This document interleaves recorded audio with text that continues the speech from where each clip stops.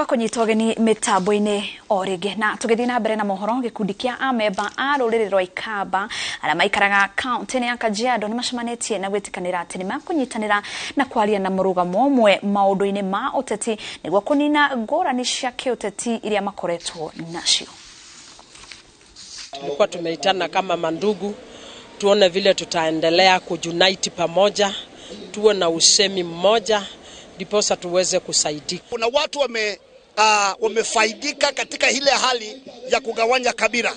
Inakuwa kwamba wakati wa siasa ikifika, makabila yanaanza kugawanywa katika vikundi vidogo vidogo ili ya kwamba watu wateka advantage ya vikundi vidogo vya kikabila. Na ninawaomba Wakamba wote mahali wako ambao wananisikiza, tuamke, tushikane kwa sababu umoja ni nguvu na utengano ni udhaifu. Viongozi wetu wale wakubwa kama kina Kalonzo, kina Mudhama, kina Mutua, kina Ngilu washikane kwa sababu sisi hatutaki mambo ya mgawanyiko.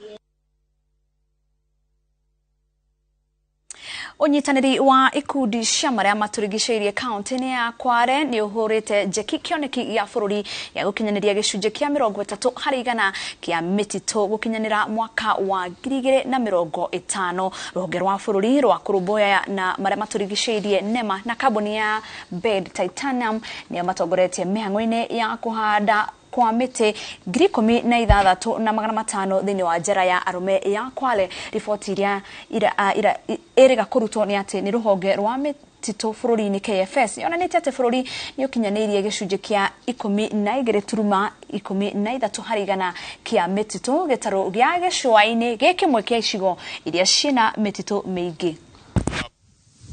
Riparian reserves, tulinde fuo za bahari, tupande mikoko na pia tuweze kufanya mambo yale ni endelevu katika bahari yetu na kulinda mikoko, tuweze kulinda matumbau ili tuboreshe maisha ya wavuvi baharini, na pia wale wawekezaji katika kaunti hii waweze kuhakikisha wanatilia maanani mambo ya environmental impact assessment ili waweze kuzuia uchafuzi wa mazingira. Ni kwa sababu bila miti na bila sisi binadamu ku breathe in ile hewa inatoka kwa miti nasi tuwapatie, hatungalikuwa na uhai. Kati yetu hapa hakuna angaliweza kukaa bila oxygen, na oxygen ile tunajua inatoka wapi.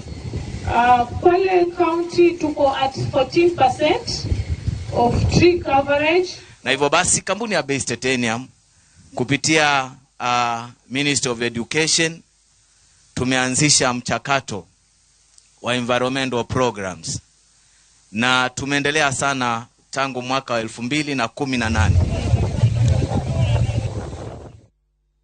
Mubuge wa Isiolo ya Rugongo ni athigatete thirikari kwambika mugururio kurumirira tharikira iria yahanikire na gutiga arithia 3 makwite itura-ini ria Merti County ya Isiolo. Muthenya wa gatano arithia 3 ni moragirwo na ngiana na makigurario hindi iria meito ithaite na matharaita yahofaneirie aikari ya county ya Wajir na kurana makiria ma ng'ombe 1,000. Atongoria ni matitithitie ati thayo ni wagiriirwo kuigwo matura-ini mothe magetha wigiriru matura-ini na thirikari igate arithi kuma Wajir na Marsabit aria maigirite na njira cia ukora hatari rutha.